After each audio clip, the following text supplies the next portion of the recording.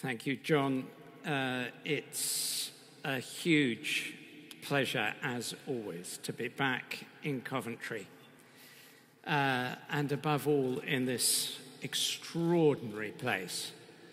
I find the 11 o'clock on the 11th of November one of the most important points of the year, and to experience it here is particularly special.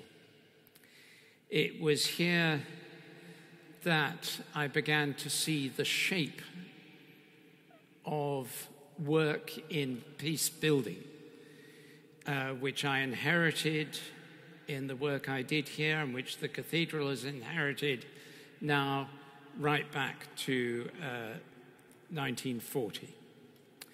As you are well aware, I'm sure, that Coventry was concentrated, to use a word that was coined at the time, in 1940 on the 14th of November during the night, and among many other places destroyed and so many lives destroyed, the cathedral itself burned.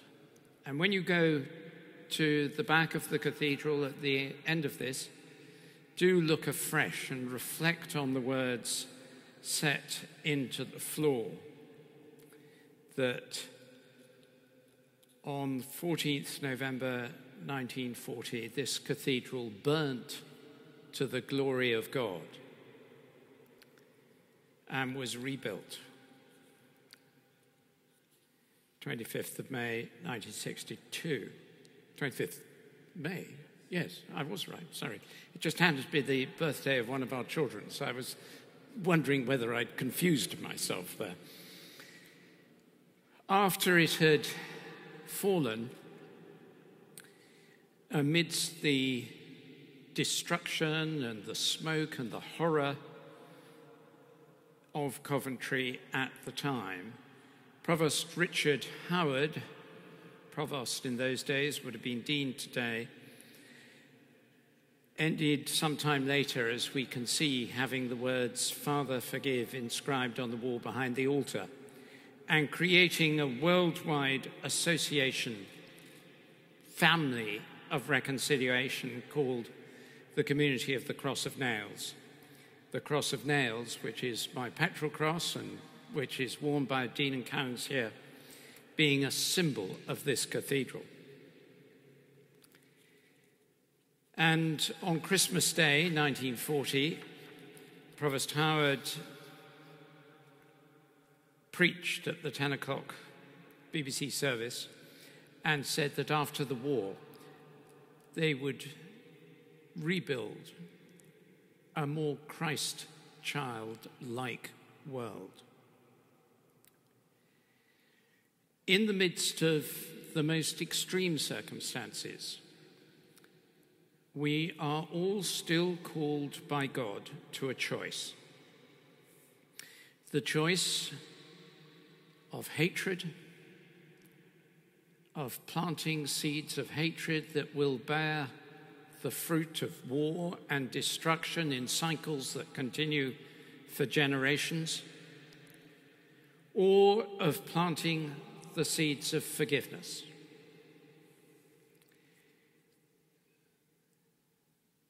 Hatred flowers quickly and bears fruit rapidly and spreads easily. Peace, forgiveness, kindness, to echo the words of the closing words of the litany. Peace, kindness, forgiveness are words that seem to be increasingly drowned out in our world. People I hear more and more saying, if only there was more kindness.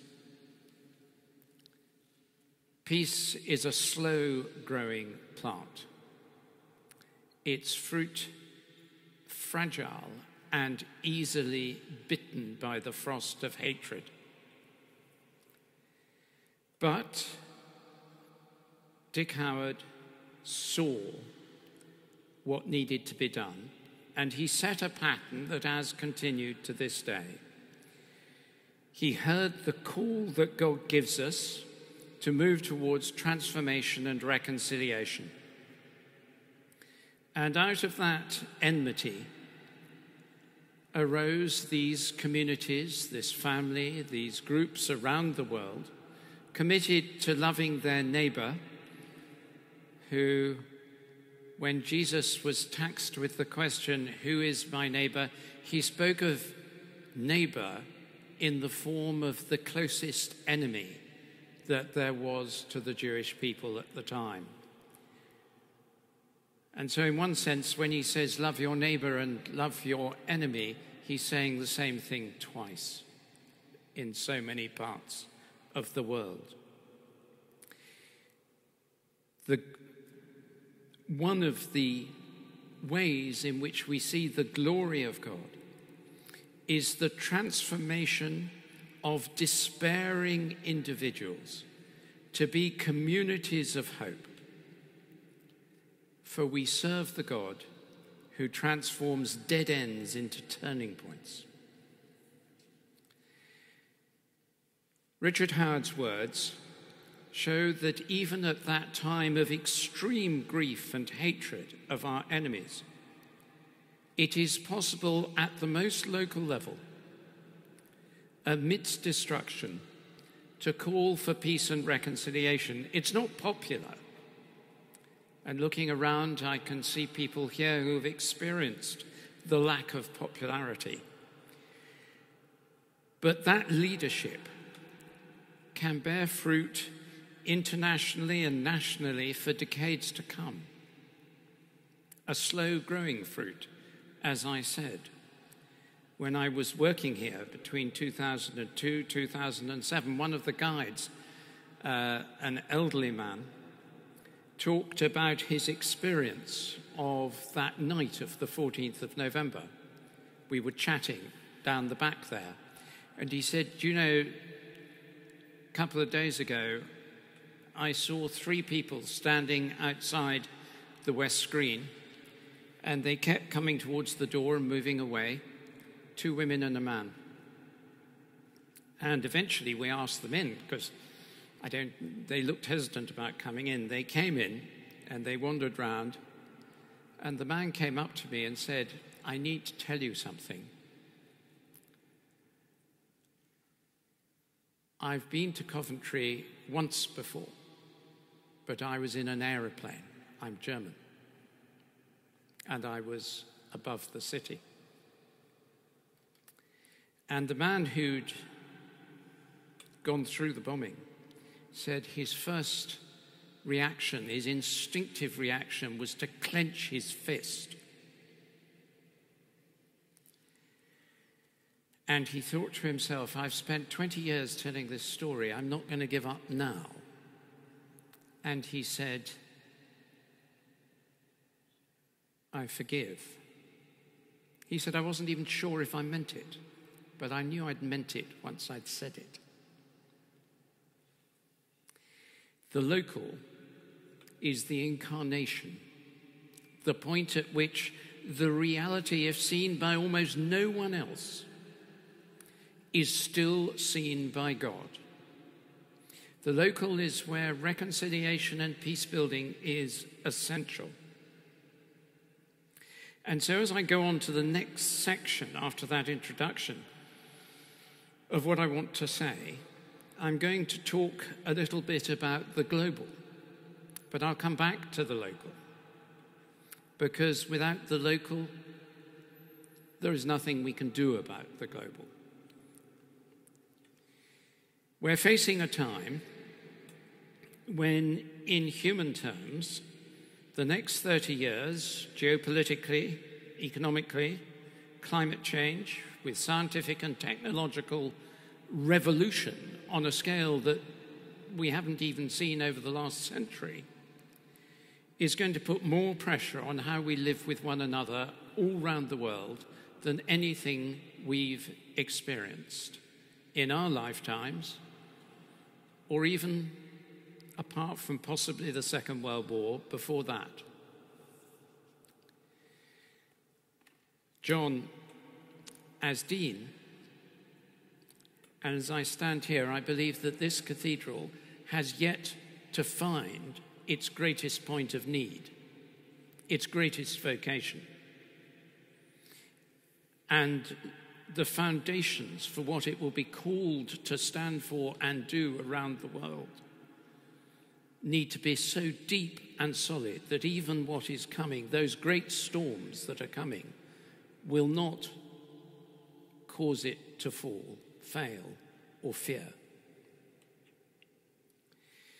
An often used figure estimated by Professor Norman Myers of Oxford University and cited by the IPCC and Stern Review is that there will be 200 million climate migrants by 2050. A few weeks ago, I was in Rome in a preparatory meeting of faith leaders at the Vatican for COP26. And the head of the IPCC, speaking to us online from Taiwan, said that that updated figure was now probably nearer 800 million at our present rate of progress. To put that in context, we have 82 million, roughly, forcibly displaced in the world today. Xavier is one of my great heroes, one of those who has understood this most deeply, faced it most realistically and personally, and leads in the reception of refugees most effectively of almost anyone in this country. To put it in context, 82 million today. At the end of the greatest war in human history in 1945, it was roughly 25 million. 800 million, even 200 million, is unimaginable in what that will do to people. Because what happens to people, and we're only talking about climate there, not the secondary effects, what happens to people when they run out of food or water is they move. And when there is people movement, there is conflict. My colleague sitting over there next to David Porter, James McGoran, wrote a very powerful paper recently which has had a great impact on my thinking about the links between climate change and conflict. He'd actually do better giving this lecture than I would, if I'm really honest, but you're stuck with me. And he showed in that paper very, very clearly indeed that climate change is certainly a direct cause of some conflict, but it is one of the greatest foundations of conflict. It is a solid basis on which conflict can flourish, and hatred and fear. It intensifies human movement. It intensifies weather events, flooding, droughts, heat waves, storms. And typically in our world, it is the most vulnerable who are most impacted. It is a significant force multiplier. Human security risks spill over into other higher order national and international security threats. Even if it's just 200 million who are directly affected and forced to move by climate change, where they move to will be occupied and there will be struggles. So at a geopolitical level, whatever else one says about what is happening in this world, it is clear that there will be political instability, intrastate and interstate tensions, threats to critical infrastructure, and significant unpredictability in food and drinking water supplies. We already see some of the impact of this. In Ethiopia, the dam on the Blue Nile could trigger easily, it's been threatened already, a war between Egypt, Ethiopia, and some of the surrounding countries already, apart from Egypt, in chaos and civil war. Because the Nile is the source of life for several 100 million people. And as nations naturally rise and fall over the coming century, as we get into what is historically in historians and political thinkers' phrase known as the Thucydides trap of rising powers challenging established powers, as they compete on the geopolitical stage, the question is not will there be competition, there always is between human beings. The question is whether we have put in place the infrastructures of reconciliation, the architecture of reconciliation, of peace building that enables competition to happen robustly, fiercely, but not violently. That enables people movement to happen not without fears and difficulties, because that will always be the case when people encounter those who are other, but in a context that enables it to be managed, in which those driven out by our historic failures in the climate and the natural world and biodiversity are able to be generous and hospitable, to look for a world beyond the moments of climate change, to look for a world in which there is a genuine alternative to destructive conflict. And then when we turn to the technical and the biological, the scientific, we're already seeing some of the very beginnings of the impact of that. The recent war between Azerbaijan and Armenia, transformed by Azerbaijan receiving assistance with forms of technology that the Armenian government did not have. In the late 19th century, when Winston Churchill charged with the Lancers at Omdurman, the British defeated a far greater army because the far greater army was equipped with the weapons of the 1830s and 40s, and the British had Gatling guns. When we have robotics on the battlefield, and believe me, that is where they will come, because that's where so many governments put their effort. When we have robotics on the battlefield, it will make the differences in technology at Omdurman look negligible. And will that drive us not only towards wars of conquest, ambition, power-seeking, as we reflected in the litany, pride, desire to possess what is not our own?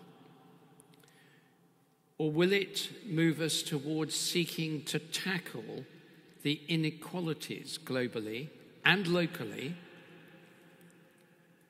And what is the structure, the infrastructure that enables us to do that? And what I'm arguing at the heart of this is that reconciliation is not unanimity. It's not full agreement. It's nonsense. I mean, you may be different to me, and I'm conscious that with Lord Alderdice, one of our most distinguished psychiatrists here, he may be reaching for his phone to call for people to come and take me away in a minute. But I quite often disagree with myself, let alone with other people. God has made us. So the first point is incarnation, the first theological point. The second one is creation. The creation which we're in the course of damaging, the creation which within human society is so beautifully, luxuriously, exuberantly, insanely, absurdly diverse, which flourishes in its diversity, where biodiversity, where ecological systems and complex ecological systems give rise to more and more beauty,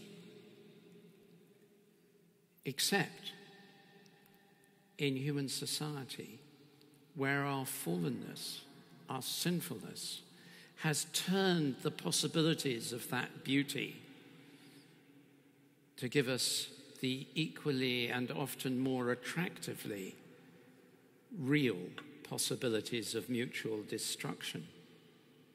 And so reconciliation is not unanimity. It is finding a way of flourishing with diversity, of struggling with it, of robust argument, of conflict that is not destructive, out of which comes advancement. It's a radical vision. And it begins at the local, but it also needs leadership. I'm conscious there's a doctoral student here from the university who comes from Rwanda. Well, Burundi I know better than Rwanda. And many years ago, when I was working here, I was in Bujumbura, just right at the end of the Civil War. It was very, very tense, with lots of fighting going on up in the hills.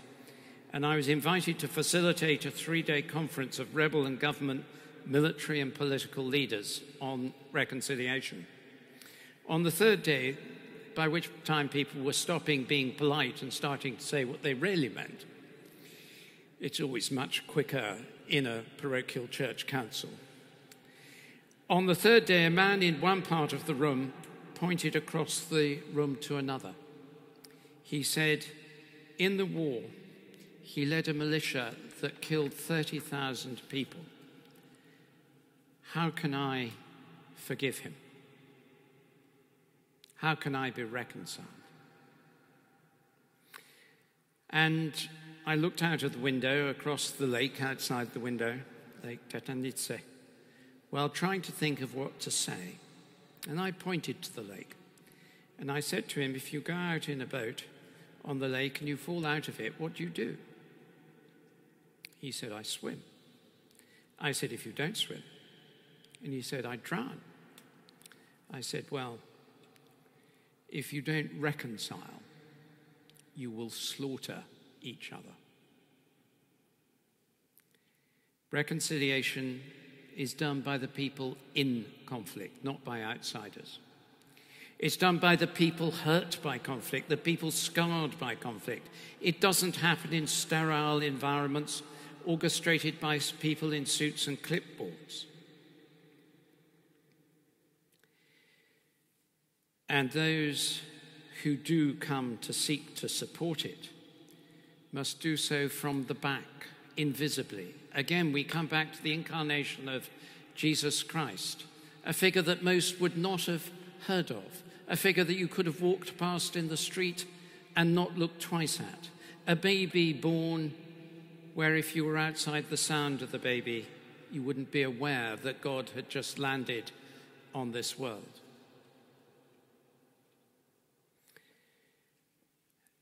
And the incarnation was that he was part of conflict and scarring and struggle and pain. And so the reconciler must be someone who shares in pain. Over the summer, I had a sabbatical. I noticed that a newspaper recently said it was a year's sabbatical. Many people who work with me might have wished it was. But sadly, it was 3 months, which seemed quite a long time at the time. And I wrote an exceptionally boring book about reconciliation. It's the only way I can work out what I think, is to either say it or write it down. And on the whole, my colleagues prefer that I write it down because then they can put it in a locked drawer where it can't do any serious harm. It's been a book that's been brewing since I was here. And it has at its core that when you deal with conflict, you are dealing with complex people, complex situations, flawed people, sometimes well-meaning, sometimes profoundly evil, sometimes powerful, sometimes vulnerable. And in all that, I've found that reconciliation happens at three levels. First, I've spoken about, the local leaders can guide their communities. It is absolutely indispensable. Top down, middle out, bottom up. Dick Howard, a great historic local leader who planted the fruit of reconciliation that is bearing fruit today. They face the challenges most realistically because they're in the front line of the conflict. They are called to resist the mob mentalities of division and revenge, to stand up against the politicians who manipulate and use hatreds. But they alter the discourse of the time and impact future global thinking. What can we do at the local? Because it often feels so helpless and hopeless. My great lesson on that came from a friend called Bishop Desiré Mukanawa. I first met him when I was working here, and I went to see him in Goma in the Congo. It was under siege at the time, and he took me to a refugee camp within the area where he worked. There were about 250,000 refugees in the region at the time. It showed the consequences of conflict. And as I walked with him, I was overwhelmed and said, how do you find resilience with this? How do you deal with it? And he said, we do what God gives us the resources to do, and the rest we leave. The local can only do what it can do, and is not helped by overreach or guilt or a sense of failure that they've not solved the world's problems. He used to go up into the fighting areas and hold football competitions, bringing together teams of young men, child soldiers, adolescent soldiers, who were working with the militias from opposite sides. They'd play football in the morning, then they were given lunch and taught about Christian faith, and then in the afternoon he gave them a course on peace building. The girls were taught and trained by Claudeline, his wife. Desiree, after a mission up north of Goma 18 months ago, into the midst of the militias, amongst the Ebola, and the measles, and the cholera, and the typhoid, and the malaria, came back to Goma and began coughing. He had picked up COVID, and he died a few days later. I miss him each day. But the impact he had, and she continues to have, on countless lives shows what can be achieved locally. And then there's the national level, those who guide countries. At COP26 on the first day, I met President Kenyatta. Many people, there are plenty of criticisms of President Kenyatta. But from a place of deep instability and confusion after the last set of elections, he's brought Kenya to a point where the next set show a good chance of a peaceful transition of power, with him stepping down and moving on to other things internationally. Leaders make a difference. We must appeal to our leaders, instruct our leaders, demonstrate to our leaders that the greatest gift they can give in the future is peace, not power. Going off script, as I've been rather annoyingly doing for much of this,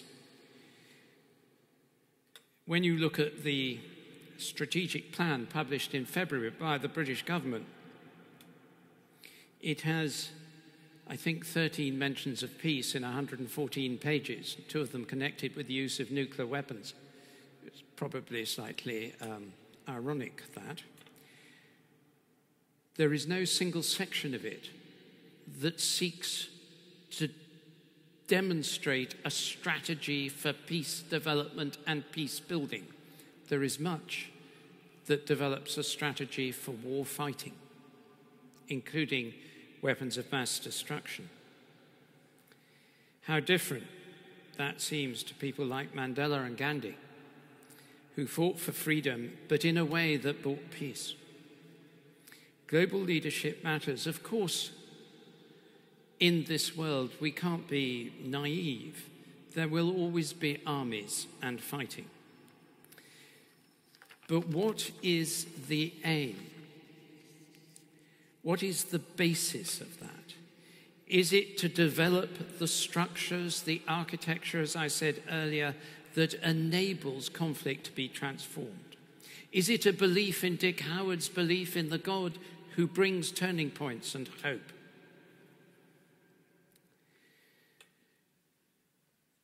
The community of the Cross of Nails provides the seeds of such a global infrastructure, together with many other reconciliation organizations around the world. Conflict and leadership exists at every level, from the family to the local, the regional, national, international, and the global. We have space and cyber as new frontiers of warfare, as our own world fails to contain its unquenchable desire for conflict. That's what the Litany of Reconciliation is about.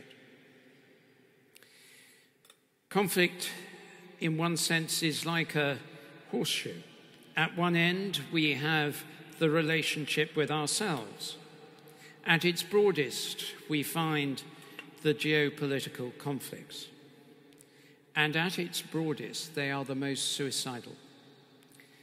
For failure to deal with climate change, failure to have a structure of peace building which leads us to the use of weapons of mass destruction, those failures are a success in building that old absurdity of a circular firing squad, in which their mere use destroys ourselves as well as our enemies. In 2019, I joined Pope Francis at the Vatican with a meeting of South Sudanese leaders to embrace peace. It was a time of reflection, listening, and considerable challenge for the leaders. It ended with the challenge of the Pope falling at their feet and kissing their feet, imploring them to seek peace. There you saw the individual, and there you saw the national, in a zone of the world which is torn by fighting in every country in that region. But those leaders can make a difference. Leadership matters. And there's also the middle ground. It's not just the local and the global or the national. It's also the practice of reconciliation in the middle. The corporate leaders, the leaders of intermediate organizations, as William Temple called them.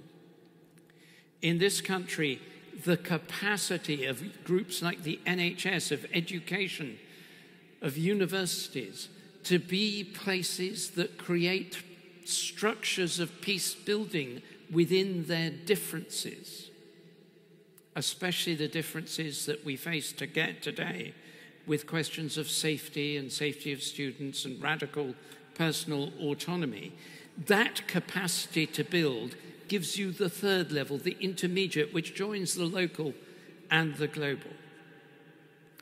All these levels of conflict are porous and interchangeable. Climate change is global, but in places like Mali, farmer-herder conflicts tend to revolve around limited access to livestock corridors. The same in Nigeria, with desertification and rainfall variance, has smashed together the herders and the farmers. Cain and Abel. Climate change is playing out at a national level, but the answer to that conflict and the avoidance of the driving of hundreds of millions of people into moving, and therefore moving into the likelihood of further conflict, is something that has to be managed well. In Mozambique, 60% of the population has no access to energy. Simply to cut off the production of hydrocarbons, of oil and gas, may be good for the climate, but there has to be a transition. And it is a transition that depends on the active cooperation of the local, particularly faith groups. Our 4 dioceses in Mozambique are working closely with the UN and with the much bigger Roman Catholic Church there, the ultimately local in the parish. The involvement of companies like Total, which is managing the extraction of gas resources there, and their commitment, the national with the president of Mozambique and with regional leaders, those have to come together. And they will be put together by peace builders, like here. Let me give you, finally, a couple of examples. At the very local, the reconciliation team at Lambeth Palace has pioneered the development of something called the Difference Course. It is a 5-session course lasting about an hour and a half each session, which looks at different aspects of reconciliation and talks about 3 habits of reconciliation: being curious, developing a truly empathetic worldview on our customers, our competitors, our challengers, our adversaries, the need to be present, the ability to encounter, listen to those who might mean us harm, and the ability to reimagine, making change possible together, and with that to deliver sustainable peace. Today, Armistice Day, we remember those who gave their futures for our present. As part of this reimagining, we need, at the next level, for reconciliation to be an inbuilt part of our diplomacy, security, and economic thinking. It needs to be at every level built in. General Rupert Smith, who commanded British division in the First Gulf War, wrote an extremely powerful book called The Utility of Force.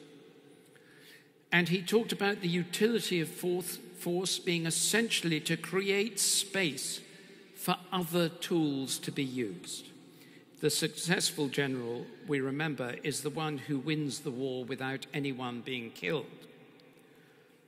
Our own Ministry of Defence has as its motto, being a force for good. Are we able to project not just force, but peace? When they built the aircraft carriers, they talk about the projection of force.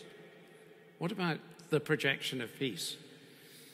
The government in the Foreign Commonwealth, Foreign FCDO, Foreign Commonwealth and Development Office, has a unit called the Mediation and Reconciliation Hub. It didn't get a mention in the strategy, sadly. But that is an example that should be used and carried more broadly. It is a wonderful initiative carried out over the last 3 or 4 years. It needs to be promoted more broadly and given more strength so that right across our government and other governments, they have people who argue for peace. In Christian thinking with Aquinas and Augustine and many others, there is a sophisticated development of just war theory. There is no such equivalent in a just peace theory, not with the same structures and insight. Why is that? It doesn't really need justifying. We all accept that peace with integrity and justice is good. And the result is we think hard about how to fight, but not often how to build alternatives to fighting. So to conclude, the 19th century historian F.W. Maitland observed, "We should always be aware that what now lies in the past once lay in the future." In this context, that, I would argue, means that we strive to carry on advocating for those precious moments of reconciliation as the human ambition. Because what has happened before, here, and after the Second World War can happen in the future. Look at the extraordinary nature of that turning point. When I was working, forgive me for I have sinned, I worked in the oil industry.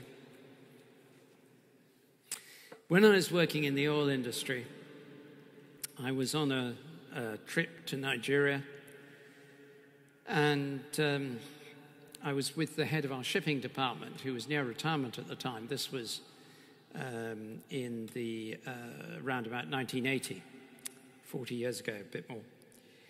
And we were talking, funnily enough, about the European Union, as it was then called the EEC, European Economic Community. And he said to me after a couple of hours of talking on the flight, he said, "You need to understand." He was a very senior Frenchman with a distinguished aristocratic background. He said, "You need to understand this is not about economics. This is about reconciliation and peace." And he said, "It's peace between Germany and France." He said, "My grandfather fought in 1870 and his brother was killed. My father was gassed, my uncle was killed between 14 and 18. I fought in the resistance," he said, "and my brother was killed." The point is, we need to build structures that mean that young Frenchmen and young Germans never kill each other again. And it happened. We can look at the outlook for the world and feel like I felt with Desiree, it's too big, we can't do anything. But we can do what God gives us the resources to do, for that is our call and vocation.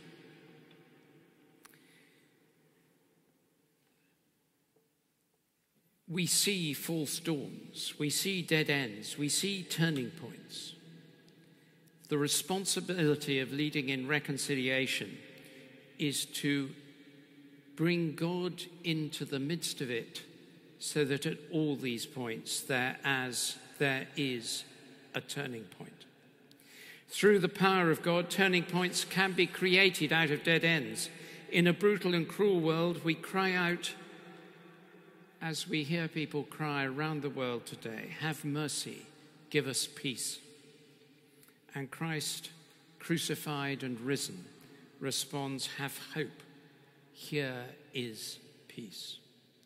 God's peace is offered to the whole world. For Jesus said, "Blessed are the peacemakers," not blessed are the rich peacemakers or the white peacemakers or the nice peacemakers, just the peacemakers, for they will be called children of God. Dick Howard got that. To the glory of God, this cathedral burnt. Now is the time for building the foundations for the next stage of our human journey, for restoring what we've neglected, for making whole what we've allowed to be broken. It is difficult, costly, and painful. It needs every level, but it is transformative, and it gives hope. And those who build peace, like Dick Howard, shine that light of hope into the future, however dark that future may seem. Thank you.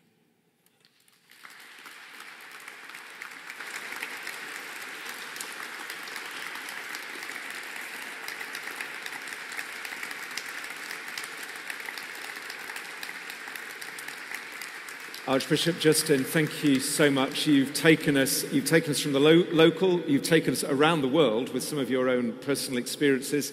You've taken us up into the realms of spirituality and faith, and you've also anchored us into human experience. You've reminded us that so often it's people whose lives have themselves been deeply impacted by conflict who are the most able peacemakers. And that seems to be so often one of the things that we need to come back to. And you've talked about your own passion for reconciliation and of ways of living well with the reality of conflict, which will always be there, and with the reality of diversity, and trying to play our own part in equipping the world with some of the structure, some of the architecture of reconciliation to help us navigate those things that are still to come. I look forward to finding out a little bit nervously, a bit more over lunch, as to what you mean when you say the cathedral has yet to step into its full vocation in that area. I felt the kind of the challenge of my senior leader looking at me in that moment. But we can follow that up in over lunch. We have got a decent amount of time now for questions and observations and discussions, so we've got a good half hour, or perhaps just a little bit less. So we'll take questions 3 at a time. So Councillor Skinner, if we can just begin with you, and then if we can take a couple of others as well. Could you bring a microphone round, please? And then we'll just listen. If you could make your points and your questions quite briefly, please, that would be very much appreciated. Archbishop Justin, thank you very much. Just over here. Sorry. Councillor David Skinner, my background was first the Royal Air Force and then a career member of the Foreign Service. I remember Nigeria, of course, very well. We were there at different times. Also served in South Africa and the Congo and so on. I grew up in war. My first memory of the V1s, doodlebugs, and the sky full of Spitfires and so on. My wife, the house in which my wife grew up in Coventry, 3 doors away, the house 3 doors away, was totally destroyed. And so I've seen wars. I'm disabled permanently because of serving and so on. You've stressed quite rightly the enormous problems of migration as countries fail. You've stressed quite rightly the hatred between various groups. You've stressed, though you didn't use the word, the dangers of tribal differences and so on. One simple question, sir. Are you optimistic or pessimistic? Thank you very much indeed. What a great question, and one that sits behind so much of what we do. Let's take 2 other observations or questions. We've got one over here, just on the right. Do just, if you wouldn't mind just giving your name as well as your question, that would be great. Thank you. Do you want me to go first? Sorry, just over here. Yeah, let's just... I'm Dave Hirons from the Coventry Association for International Friendship. Thank you very much for letting us understand reconciliation, which I think you made clear is a two-way street. One of the techniques of resolving conflict, if not criminality, is a technique of restorative justice. And I wonder whether you feel there is a place for restorative justice in the process of reconciliation. We are currently working with the city of Dresden, and it was a very difficult process after the Second World War for the German people in both East and West to accept reconciliation. And even today, there are elements in German society who are rejecting the dominant narrative of reconciliation. And perhaps the corollary of hatred is to expect some form of restoration of justice. Perhaps the ordinary person in the street would find it difficult to just accept reconciliation without some kind of restoration. So the question is, do you think there is a place for restorative justice Should we expect it? Should we demand it? Or is that just a further destructive emotion? Thank you very much indeed, Dave. Let's take one further question before we move on. Yes, sir. And then maybe when we come back to the next story, it'd be lovely to hear from some women in the group as well. I am Haj Sahib, a Sikh faith practitioner. My question is, how do we reconcile forgiveness with reconciliation? Thank you. Thank you. What an excellent question. Well, you've got quite a wide range to go at there, Archbishop. Oh, well, nothing complicated there. When you said we had half a year, didn't you, for the... Absolutely. Thank you very, very much. Councillor Skinner, thank you so much. What a story of your life there is. I can scarcely begin to imagine.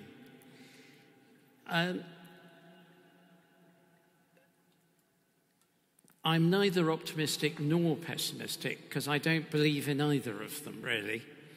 I am by nature something, I suppose, to contradict what I just said, something of a pessimist. If you look at it in Winnie the Pooh terms, I'm an Eeyore rather than a Tigger. But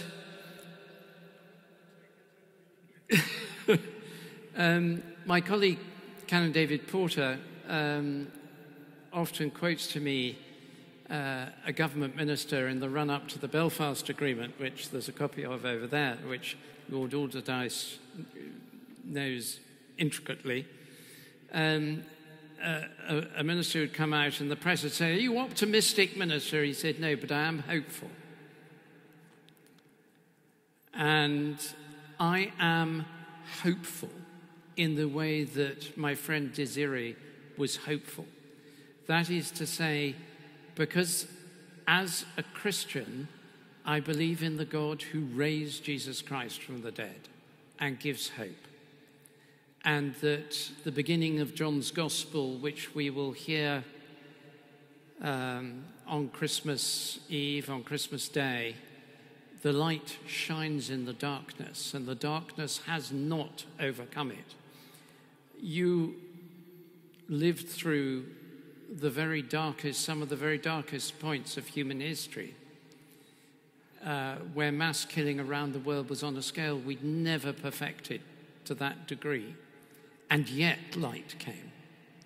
And so I'm not optimistic, but I am deeply and profoundly hopeful because of human capacity to respond to the deep set, whether they know God or not, to respond to that deep inner sense that peace is a good thing.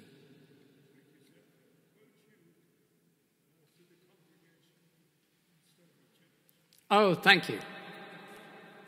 The second one, Mr. Harrens, Dave, yes, I do believe profoundly in restorative justice, but I'm very cautious about justice and the point at which one gets involved in it, because like all good things, it can be deeply abused.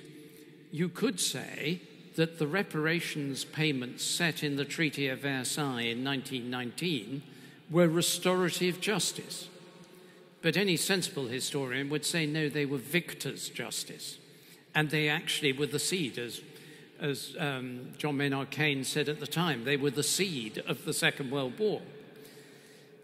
Restorative justice has to be, like all reconciliation tools, has to be something that is mutually welcomed, that the perpetrator desires to make restoration, and the victim is willing to make restoration. We can double victimize people with restorative justice by saying, now you have to forgive because justice has been done, restoration has been made. That is just adding pain over the scars. And we can create new conflict. But in its right place, at its right moment, it is enormously powerful. And so, yes, I strongly see it as a blessing and a benefit and a way of telling a different narrative against those who, as you say quite rightly in Germany at the moment, those in Germany who try and deny the prevailing narrative. And so, forgiveness and reconciliation. The great writer on this is Miroslav Volf, it seems to me, in his book Exclusion and Embrace.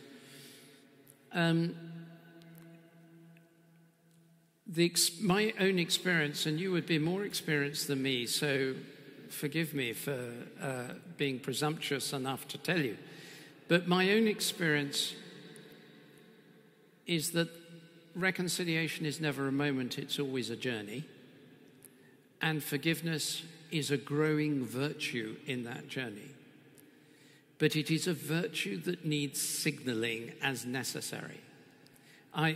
One of the things that seems to be most noticeable today, in particularly social media, but in our politics, in our society, is there is no notion of forgiveness. The very word seems to have been cancelled, if you'll excuse me misusing that phrase.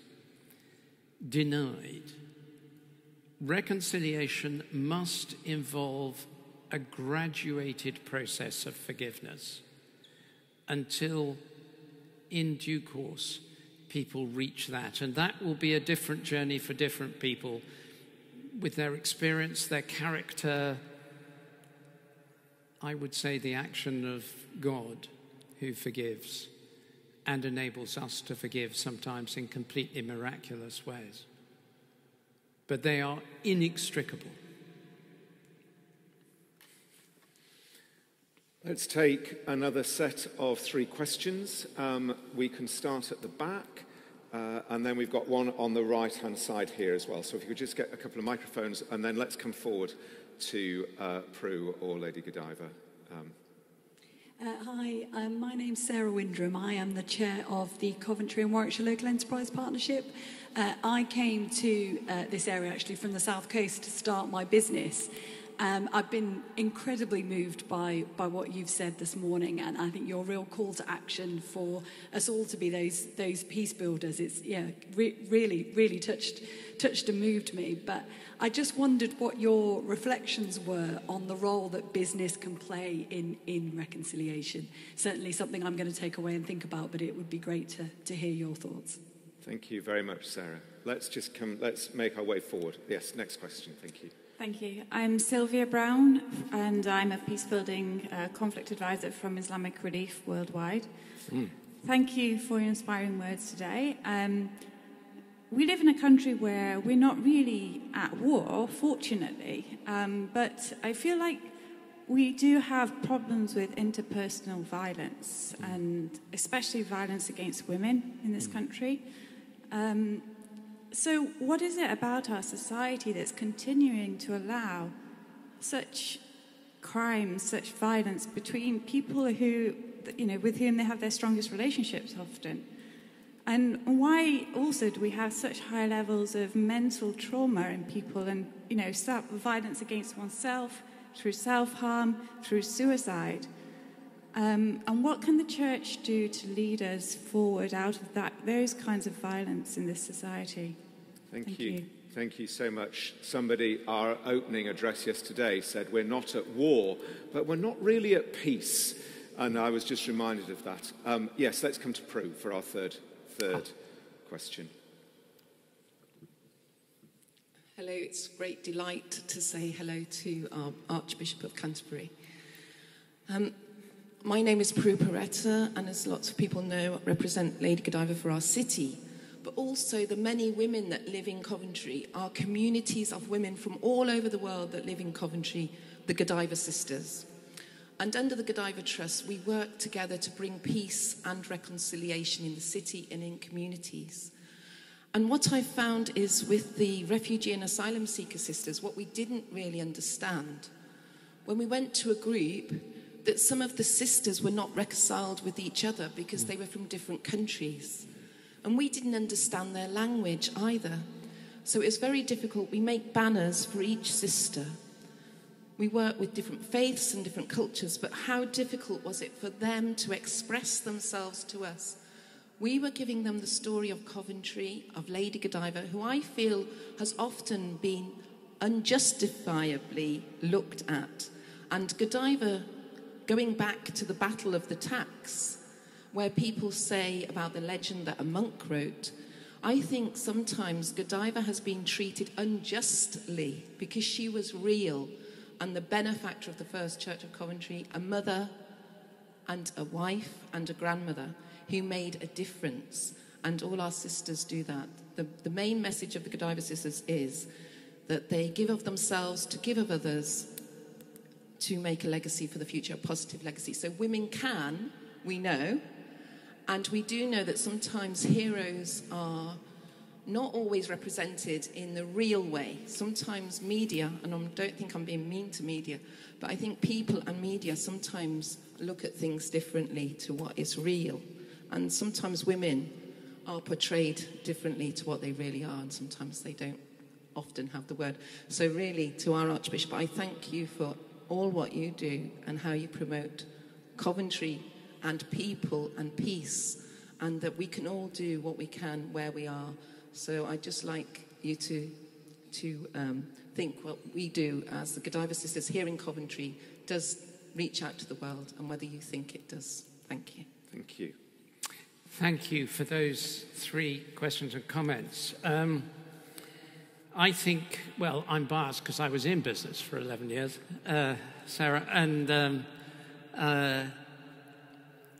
I think business is absolutely crucial. What can it do?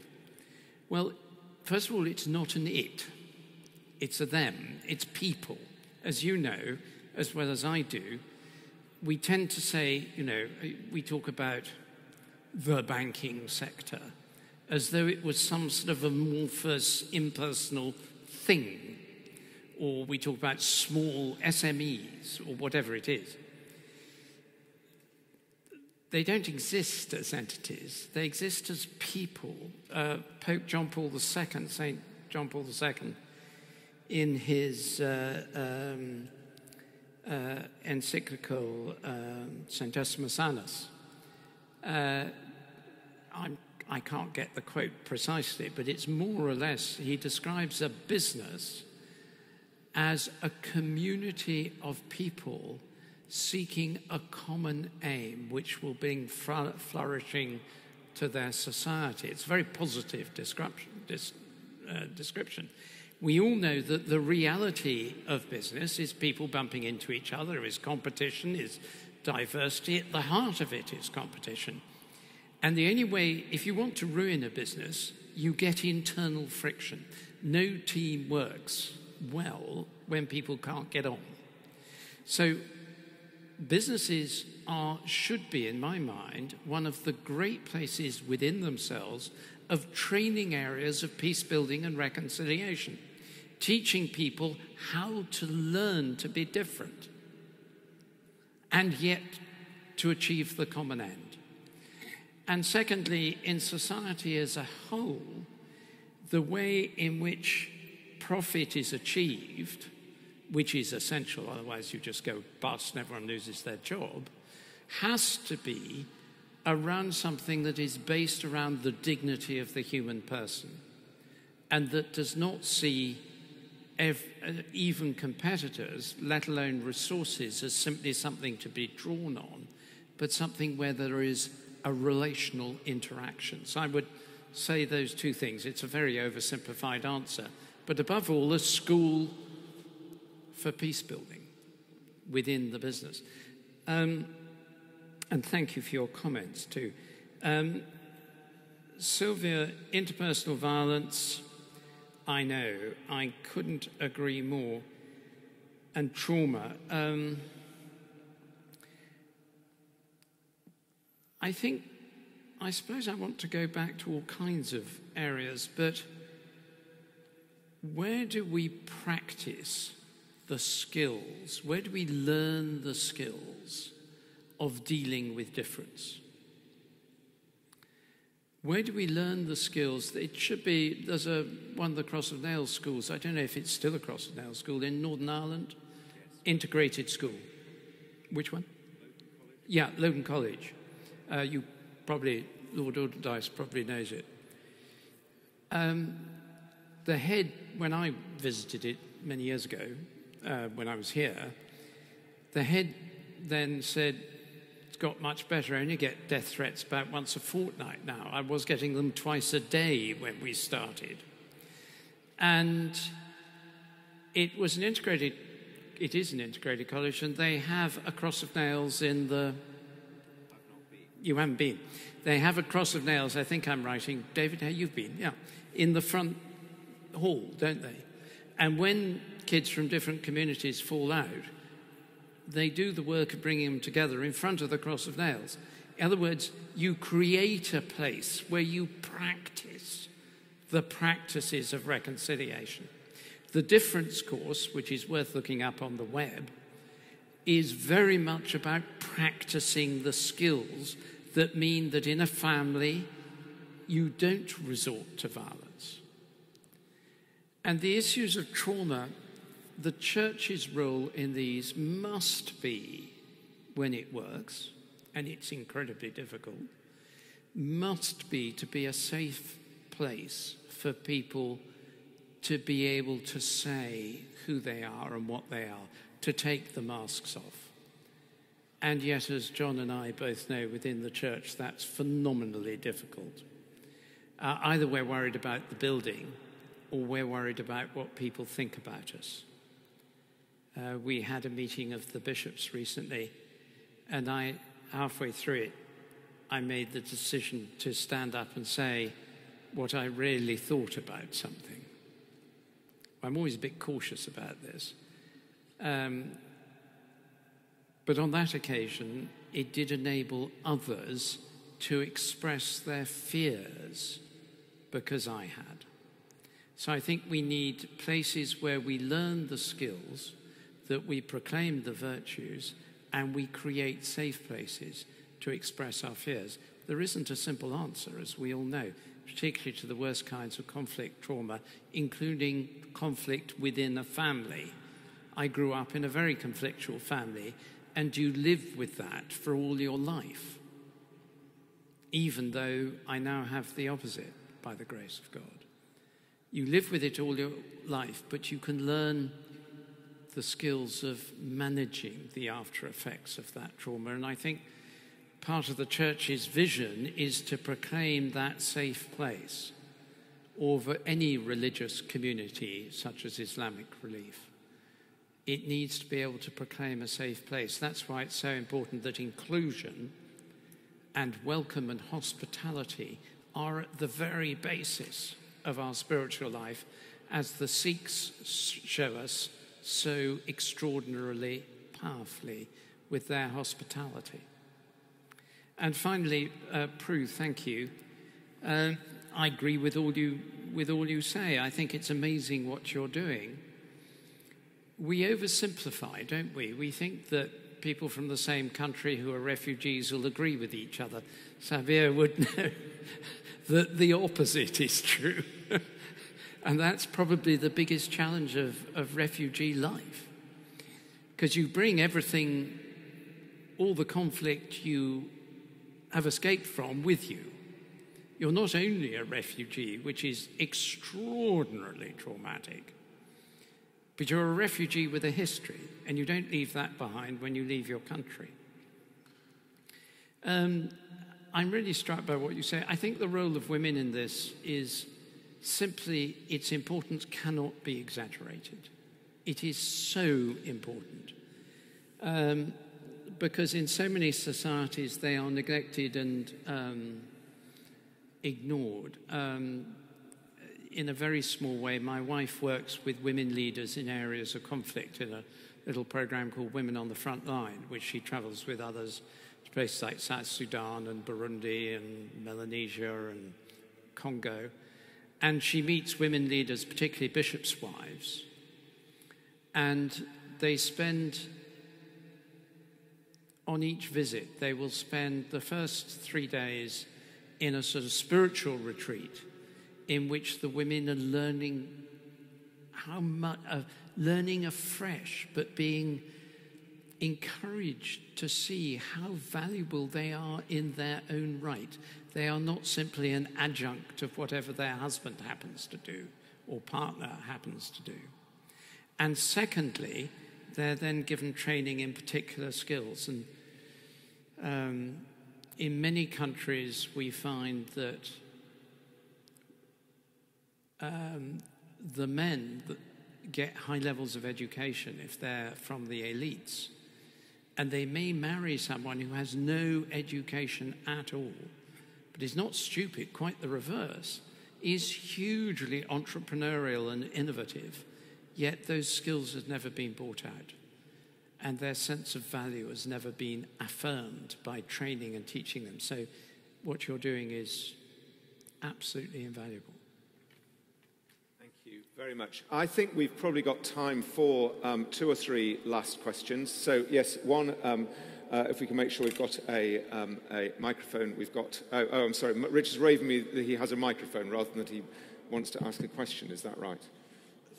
Thank you, John. Yes, I have 2 questions for the Archbishop. Oh, from our online viewing. Thank you very much indeed.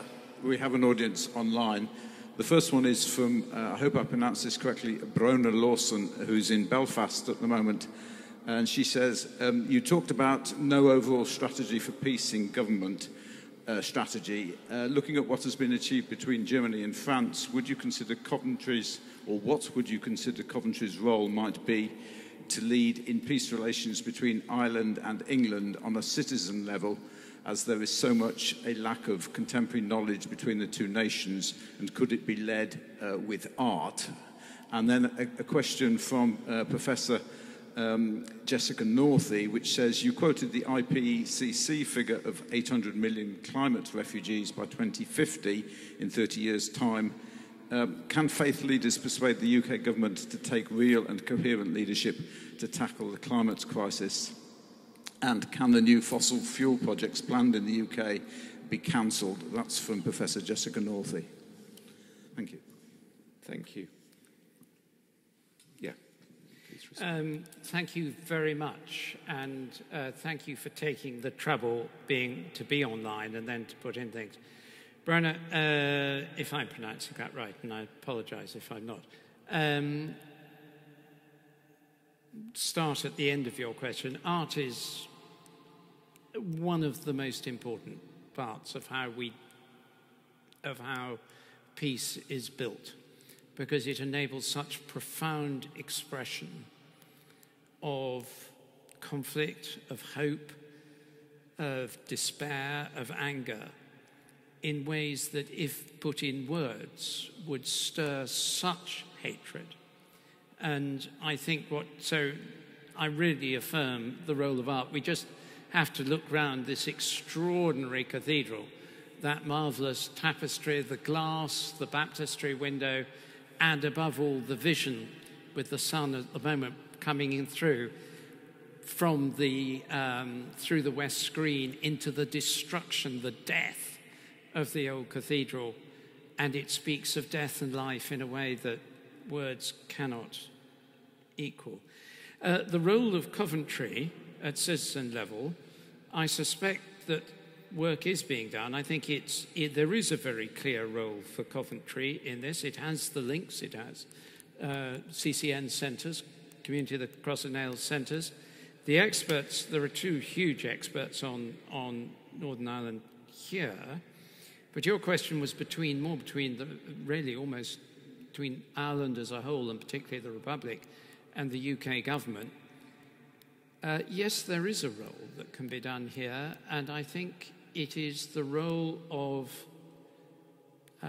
saying that we cannot play, well, sorry, I'm only pausing to think how rash it is to say what I was going to say.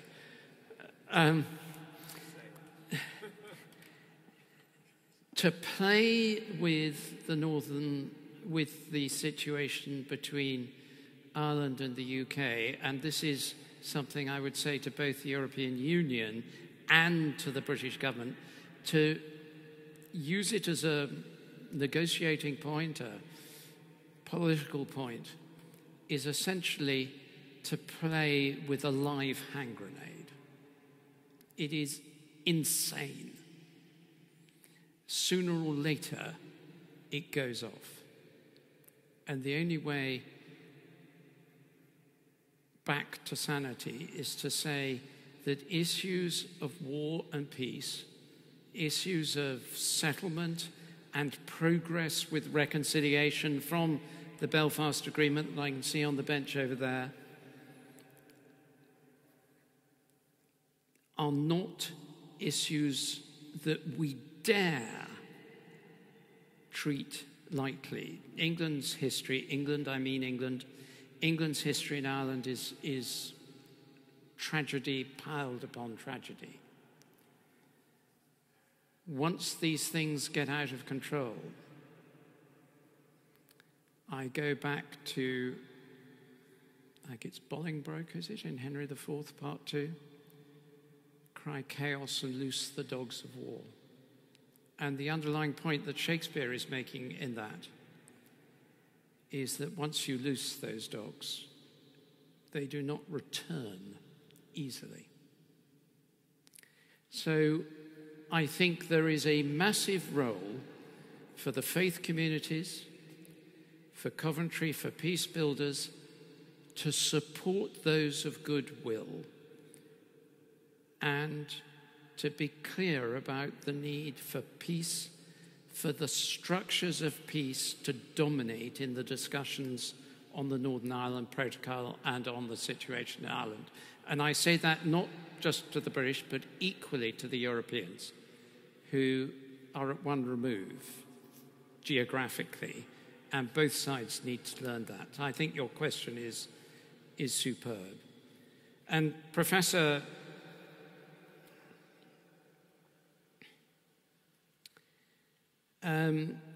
the leadership of the UK, yep.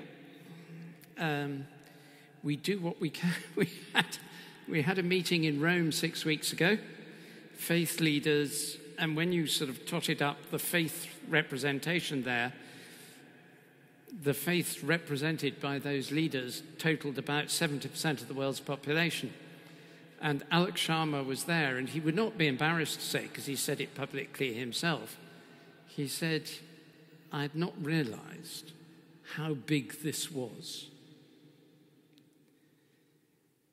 And the points have been made again and again and continue to be made again and again. There is such deep inertia, not just in this country, but in every political system, against being the first mover. There's a first mover risk. I think and hope that our government realise, I've said this before, that the grandchildren that now are appearing in our family, goodness knows how, the grandchildren appearing in our family will look back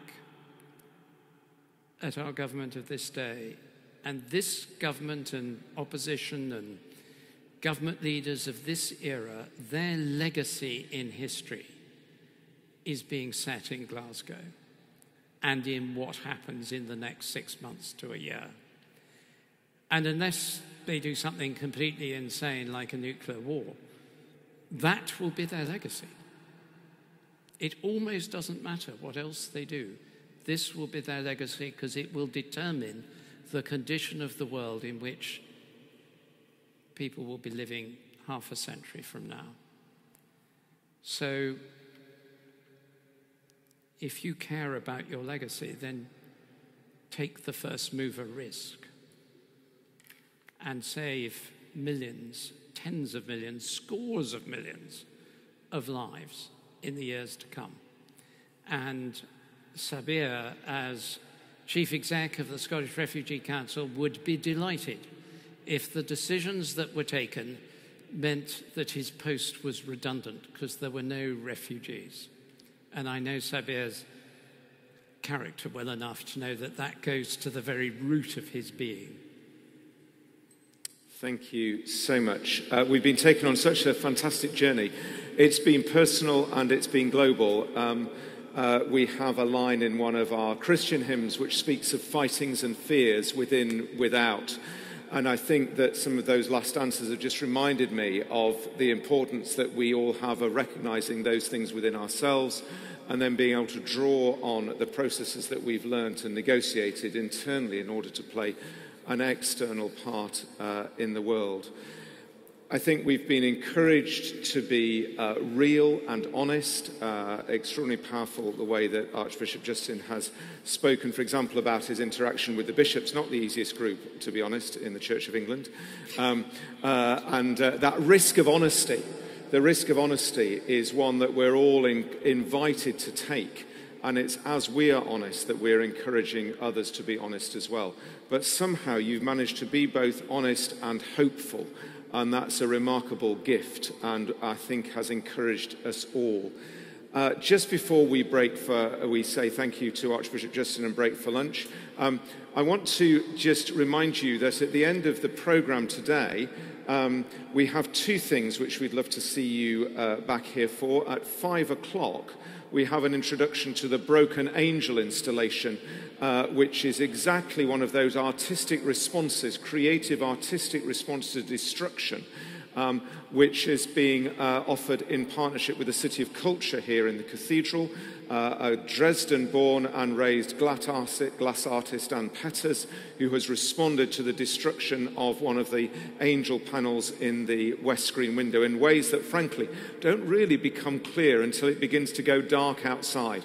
So from about 4:30, you'll see how amazing that is, and Anne will be here speaking about that briefly at 5 o'clock before we gather for the Lord Mayor's Peace lecture with Neville and Chrissy Staples at 7 o'clock this evening. So for now, please join me once again in saying a really appreciative thank you to Archbishop Justin for his time with us today. Thank you so much. Thank you.